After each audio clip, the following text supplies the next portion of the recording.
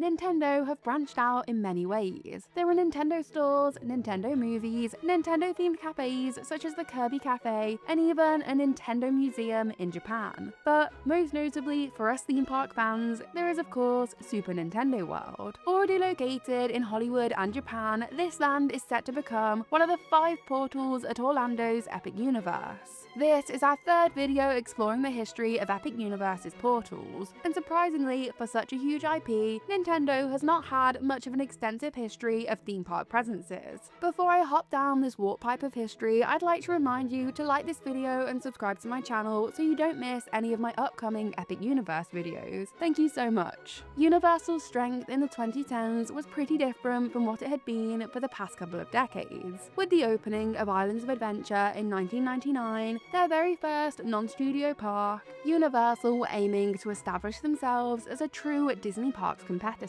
This immersive park certainly set things in motion, but it was the 2010 expansion of Islands of Adventure that really propelled Universal to be a true competitor of Disney. The Hogsmeade portion of the Wizarding World of Harry Potter opened in June 2010 to hype like nothing Universal had ever seen before. Thankfully for the Potterheads in attendance, this hype was met with one of the best theme park lands ever created. Pulled straight from the movies, this screen-accurate village was home to one of the best and most innovative dark rides to date, Forbidden Journey, and allowed fans to live out their wizard dreams of one-shopping, Bertie Bott's tasting, and of course, butterbeer drinking. The success of this area saw Universal Orlando welcoming crowds like never before, so needless to say, it didn't take long for them to bring this land to some of their other resorts. Not only this, but it also didn't take them long to bring this IP to Islands of Adventure's a neighbouring park, Universal Studios Orlando. Diagon Alley opened just 4 years later in 2014 and made this Potter success become a 2-park thing, a sure way to sell those multi-park tickets. All of this has led to more hotels, a water park, and of course a new theme park. Today, the Universal brand is a true champion of the theme park industry. Harry Potter isn't the focus of this video, that's the next one to come in this Epic Universe series. But what is the focus is Universal's realization that big IPs turned into immersive lands are the way to go when it comes to drawing in a crowd. Disney similarly realized this thanks to Universal's Harry Potter success, and decided they too needed to start nabbing some IPs and bringing them into their parks in the form of lands. It's thanks to this we have Star Wars Galaxy's Edge and Pandora, the world of Avatar. However, Universal realized they might need more than just Harry Potter to maintain their growth.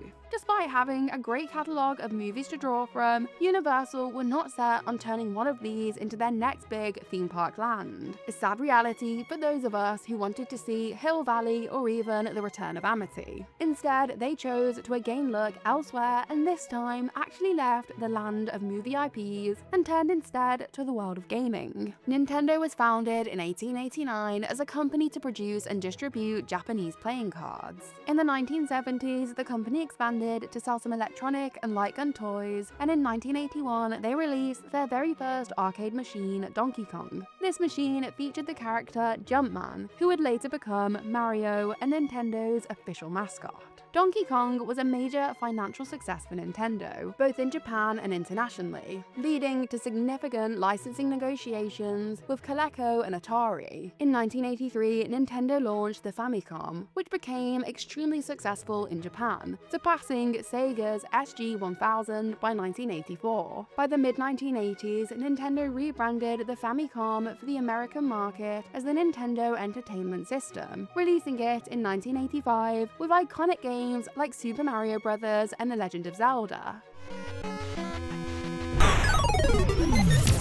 In 1988, Nintendo released the Game Boy, a handheld console that became a major success. They released the first Pokemon game in 1996, The Pokemon Company is not entirely owned by Nintendo, but they do have the exclusive rights to publish Pokemon games for their consoles. From here on out, the brand truly became a household name. In fact, come the 1990s and certainly the 2000s, they became a household product. The first ever Super Mario themed attraction actually opened around 1996 and was located in Mexico at Reno Aventura, which is now Six Flags Mexico. The park collaborated with Nintendo to promote Super Mario 64 by creating 2 Mario-themed attractions. There was Peach's Castle that looked cool on the outside, but inside simply featured arcade machines, most of which weren't even Nintendo machines. The main attraction was Casa de Mario, House of Mario in Spanish. The exterior had a house-like appearance with Mario's face prominently featured on the side of the building. The interior of Casa de Mario was a journey through Nintendo's history, with various pathways offering different experiences for visitors. The attraction began in a foyer reminiscent of the first floor of Peach's Castle in Super Mario 64, complete with coins, star doors leading to multiple paths, a wing cap block, and 2 bob-ombs. Visitors could explore different areas through each different star door. There was a Donkey Kong 64 themed area with bananas hanging from the ceiling, a Tetris room, a Killer Instinct section where guests could perform rare combinations, a submarine room, and a rotating tunnel reminiscent of Star Wars Millennium Falcon, which would make sense as Nintendo did have the rights to publish Star Wars games. Bowser made an appearance in the attraction in a fiery tunnel, although his exact location within the experience is kind of unclear.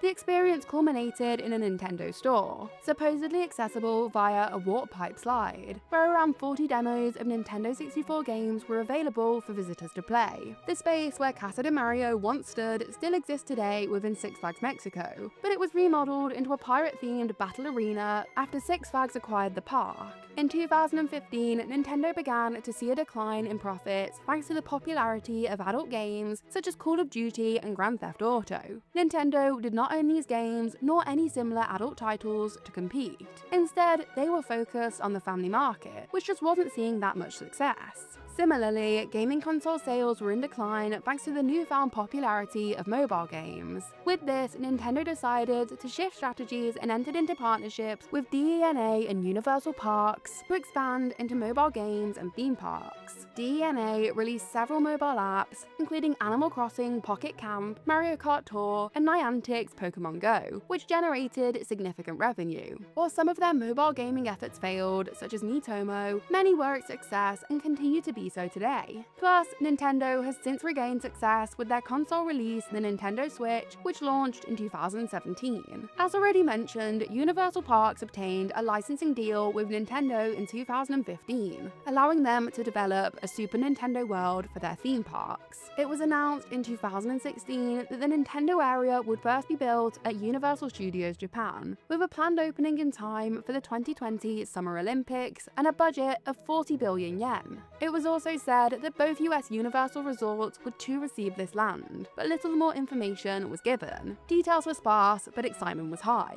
Construction began in Japan in 2017 and in Hollywood in 2019. Thanks to the situation back in 2020, Japan's opening was delayed, and Super Nintendo World did not open until March the 18th, 2021. Unfortunately, Universal Studios Japan later closed from April the 15th to June the 7th, 2021, due again to the pandemic. This made for a pretty ropey opening, but thankfully the land was still met with high praise. Japan's Super Nintendo World is larger and more detailed than Hollywood's, which opened in 2023. In January 2020, the presence of Super Nintendo World at Orlando's upcoming Epic Universe Park was confirmed by multiple Comcast executives. This third version of Super Nintendo World was officially announced in February 2023, with CEO Mark Woodbury calling it the worst kept secret in history. Thankfully, with much more space to work with, this land is set to be more similar to Japan's than Hollywood's. So, for those who haven't yet been to either of the open Super Nintendo Worlds, or those who have but just want a refresher to get more excited, what do these lands contain and what can we expect to see at Epic Universe?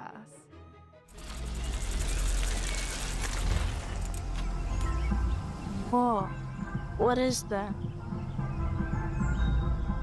Wait, I know that music. Bart! We're not supposed to go up the path.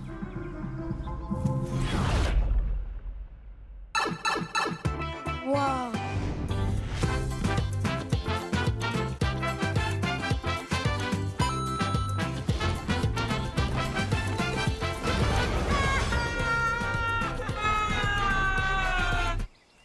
Mark?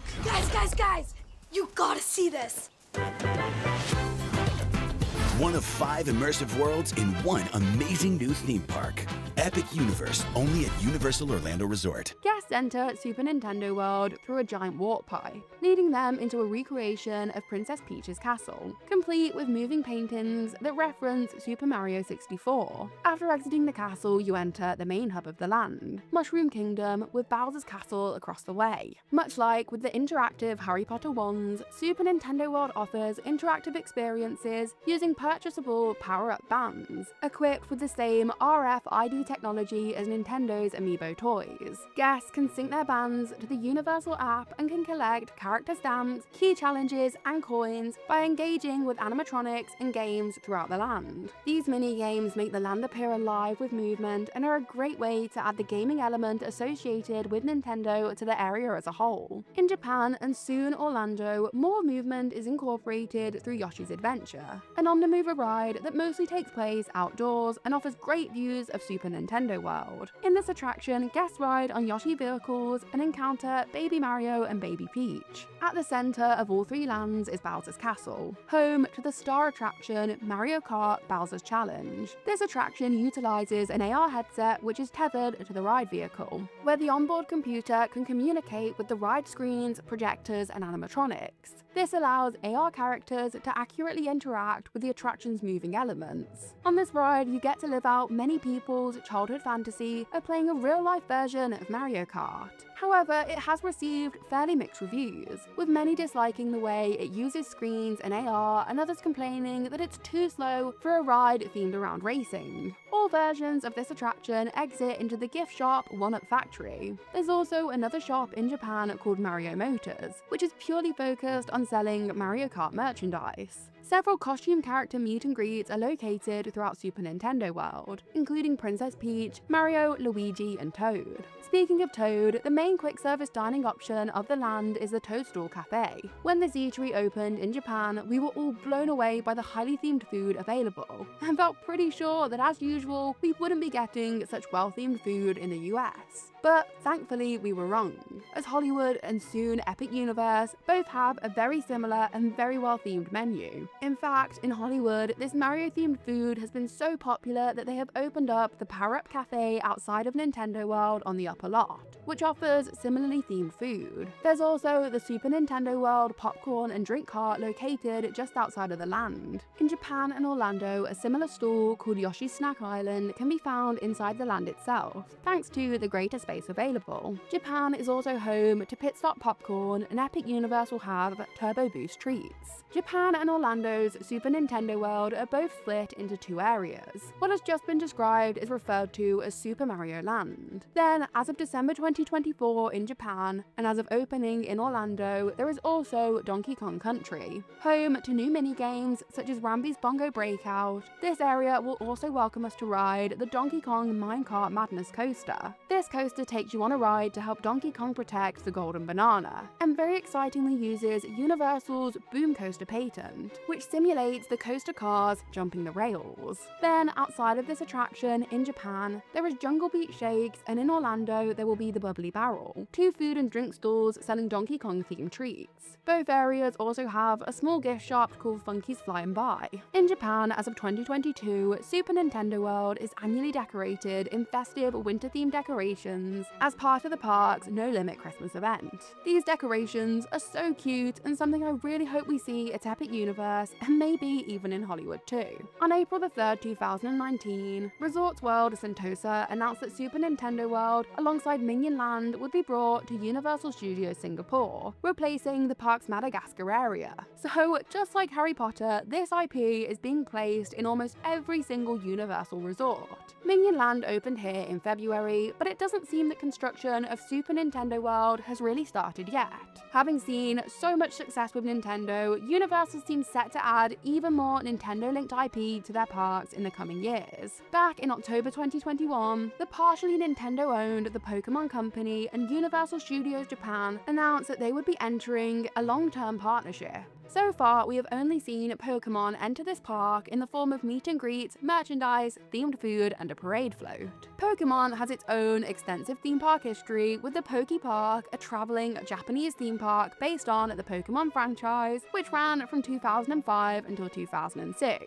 Plus, there's of course the Pokemon Center shops and the Pokemon Cafe. Currently, Universal Studios Japan are working on a new Pokemon ride, with Sansei Technologies to replace the Amazing Adventures of Spider-Man ride in Universal Japan, but little information about this is currently known. With all this, it is of course constantly rumoured that we may soon be welcoming Pokemon to Universal's US parks. Other Nintendo properties are also not off the rumour limits, with Zelda also constantly being rumoured as coming to the parks. So I'd love to hear what Nintendo game you'd most like to see come to a Universal park. Personally, I'm desperate for a large-scale Pokemon land, so I'm always hoping to hear that this rumour has come true. Thank you so much for watching. Be sure to like, subscribe, and check out the other videos in my Epic Universe playlist, and I'll see you all in Super Nintendo World sometime soon.